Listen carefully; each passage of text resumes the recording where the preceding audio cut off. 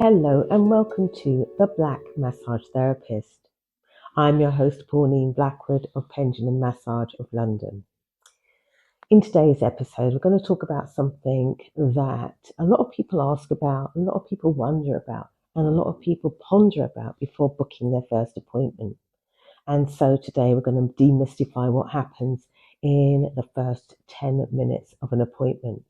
But before that, I'm going to get on with some chores and I'll join you with a more focused mind in a moment.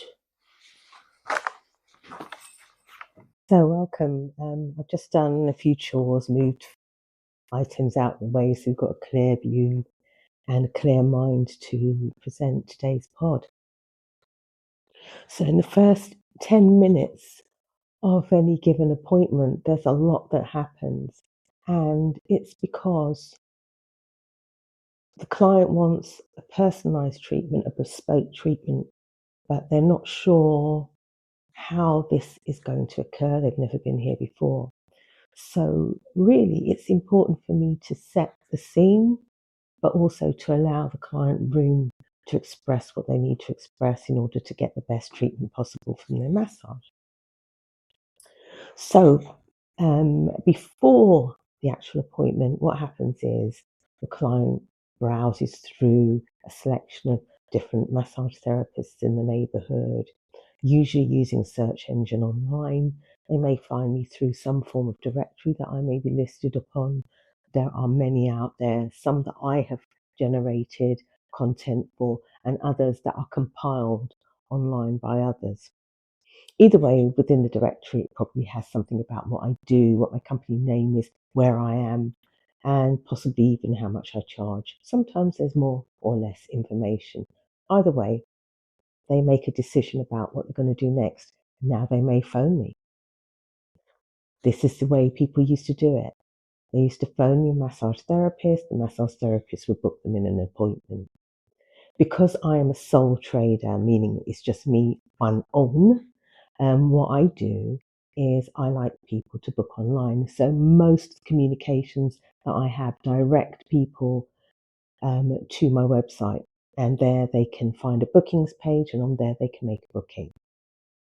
So when people book through that route, the consultation is done in advance because I have an online consultation process. And within that, there are certain, and within that, there are expectations, for example, that the client will pay in advance or pay a deposit in advance. And there is a reason for this, which I'll go into in another show. But putting money down for an appointment is an act of intent to attend the appointment. To me, that's common sense and it's good business practice also. So once the client is booked now, they're going to receive confirmation from me. This is all before the first 10 minutes. And the first communication from me is the confirmation of the booking. It will have the address, how to reach me, and some clues as to what door, entrance, etc.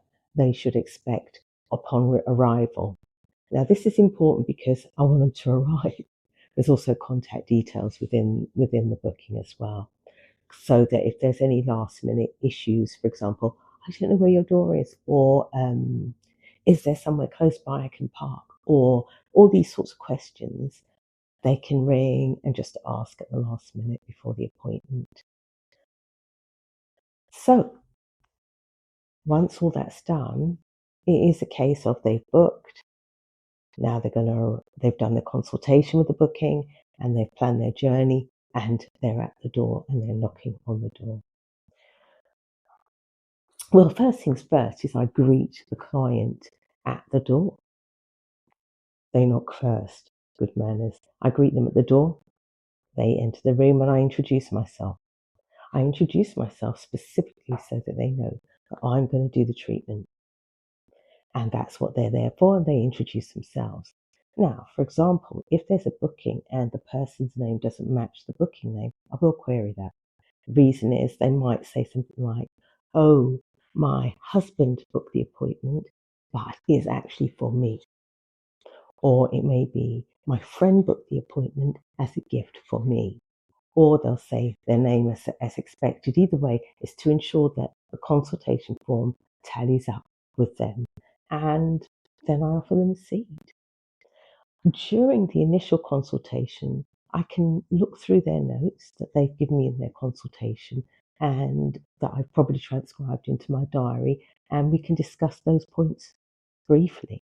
If they've answered in full on the consultation, the chat may take no more than 5 minutes normally, and that is because we need to find a way to get from the consultation form to actually me devising a treatment plan in my head.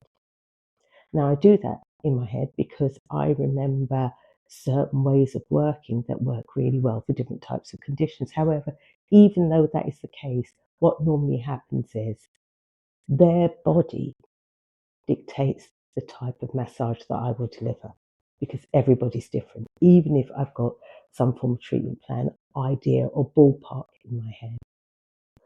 So once the consultation is underway, often I also ask about any conditions that they may have, or any old injuries, or any sites of surgery, because scar tissue sometimes acts a little bit differently, and scar tissue can affect the body's response to massage as well. So it's important for me to understand and know these things in advance. Also, personal preferences, for example, if someone's having a massage, they may not want their hands to be massaged. They may not want their feet to be massaged. Now, there are lots of different reasons for this. Some people don't like their feet to be touched. Some people are ticklish and they're worried they're going to kick or do something weird like that. And some people, their hands, they feel it's quite a personal thing and they prefer not to have their hands touched, which is all fine. Also, say for example, someone wants a head massage. I give a choice of whether they'll have oils used or no oils used because it's more than easy, it's more than possible to do a nice scalp rub, a nice head massage without the use of oils or with the use of oils. So, yeah, there's a lot going on there before the client is even on the table and within the first 10 minutes. I remember reading in a book, don't don't judge me on the state of this book now, but this book here, it's got a beautiful section on consultations. I've had this book so long, and I'm sorry it's falling apart, but it has a beautiful section on consultations. And I remembered when I was in my consultation, I was in practice for the maybe first couple of years, that I thought, let me get this book and see what it's all about. And one of the first chapters, within the first 100 pages, talks about consultation. And it was a real eye opener for me that the consultation can affect the whole outcome of the appointment. And the thought occurred to me that let's sort this first part of my service out straight away. And the important thing for me was to really, really listen. And what actually turned my head onto the process of consultation was that if people are listened to, you can learn so much. You can learn so much as a massage therapist. And whilst you're listening, not with the intent to organize your words for the next sentence coming out, or to think ahead or to think backwards, is to really observe what's going on in front of you and to listen. And there have been moments where, when I have really listened, then things that occur later are not so much of a surprise. So I'm obviously, the treatment room for me is an area of confidence. So that means I don't talk about individual clients. But I can say that since using this real active listening process, I found that the process of my work is so much easier. And in doing that as well, people are at ease more so than if they had not been listened to as well. So for me, the consultation is so, so, so important. The issue of stress is a big one. A lot of people come in stressed, and I decided, I guess, once I'd read that book on weathering, I remember the book came out.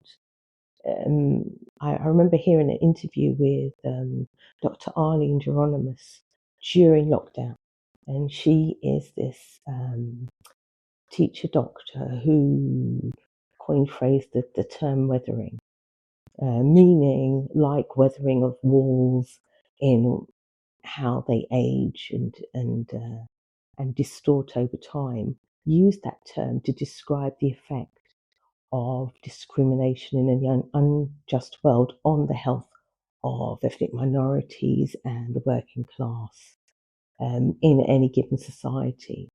And her view was, and it was backed up by statistics, that working class and black and brown bodies age differently and faster and become ill differently and faster than other populations because of life stresses. So for me, I decided to center my work on the premise that people who come to see me are suffering from weathering, and that my job is to assist in encouraging and promoting calm. Simple. For me, it is a political act, and it's one that I take incredibly seriously.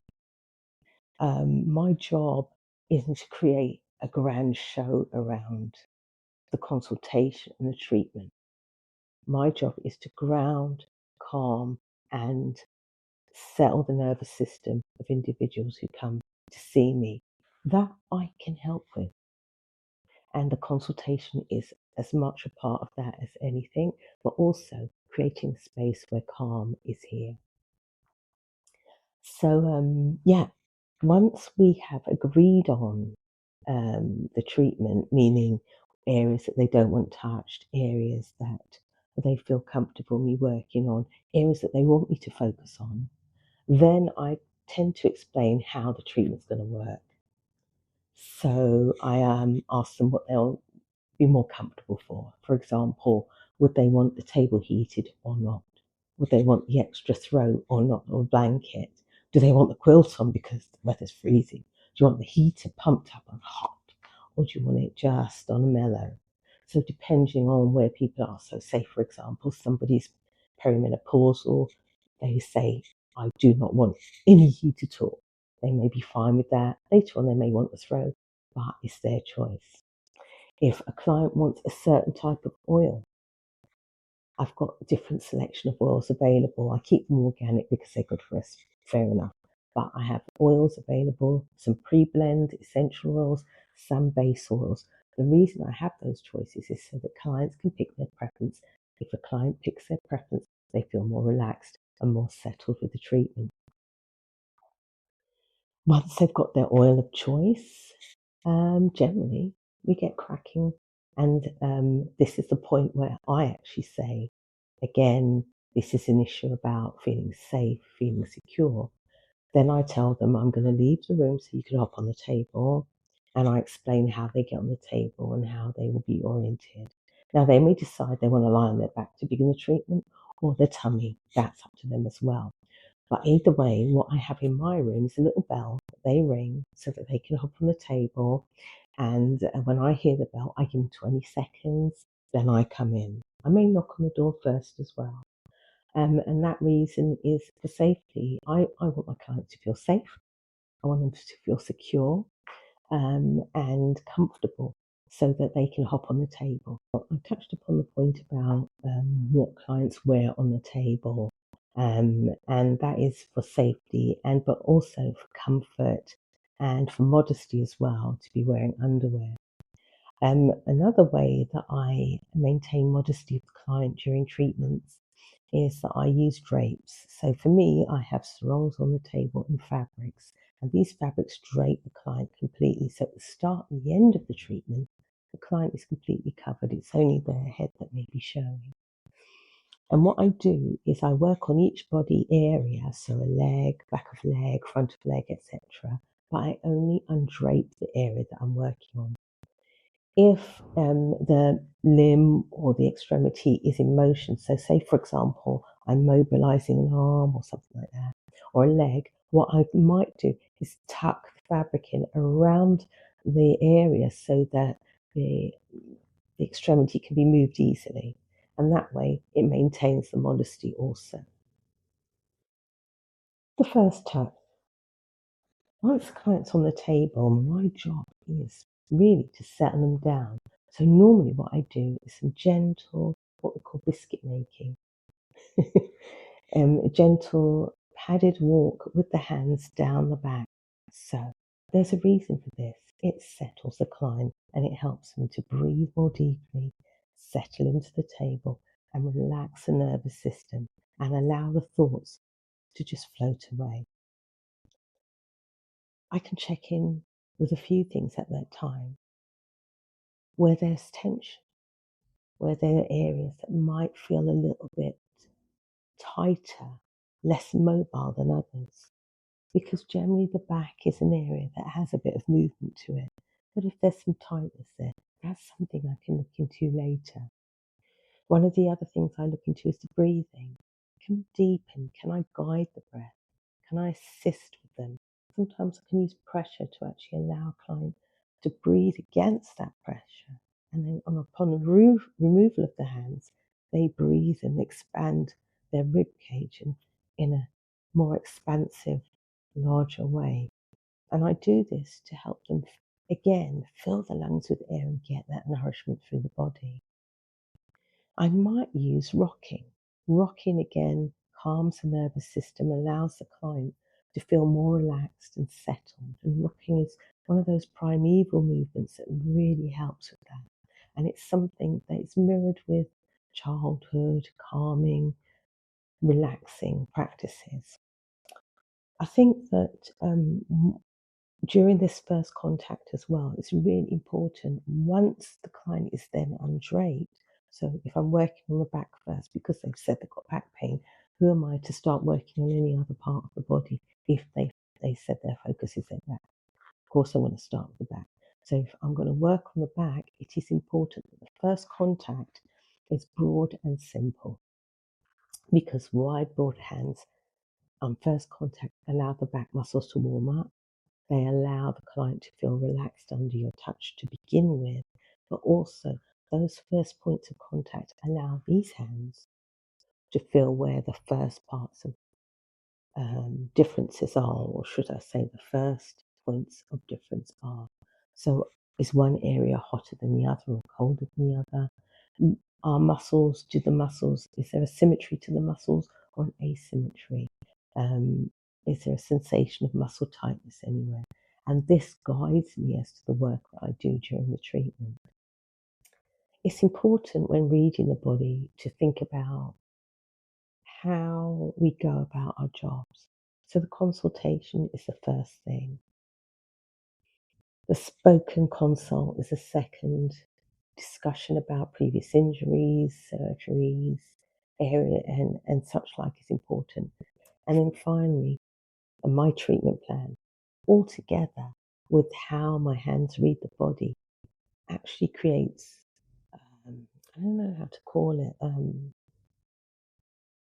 it creates a treatment plan in motion. There you have it. So, in effect, the first 10 minutes of any treatment, there's a lot going on. And initially, it feels quite daunting because when you come out of massage school, you've got all these techniques running around your head. You've got these routines that you know off by heart because you've been doing them with your case studies and during the study time. And you read about consultations and you read about the ethics of touch and all of that stuff. But when you actually begin, it is kind of daunting and complicated. But as time goes on, it does get easier. And even though it gets easier, it's really important to not be complacent about it. And the reason is because if you become complacent about how you go about your treatment plans and think, oh, well, I can just take that one off the shelf and use that particular routine, no, you'll be in for a surprise. And that surprise may be that you are not working in a way that honours the needs of your client. So it's important in that first 10 minutes to actually treat every client as an individual and have a real sense of ethos, a strong ethos about doing the right thing for them each time. Okay, I think I'm going to call it a day there, and I hope that you have found um, this particular podcast useful. If you're starting out in massage and you've got any questions, feel free to ask. I don't mind, I'll give it a go to answer them back. um, be sure to follow and subscribe this podcast. If you are listening, there are visuals on YouTube, so I'm going to upload there and wherever you have your podcast subscription service. So, with little ado, I bid you a goodbye and wish you a wonderful, wonderful rest of April. Bye.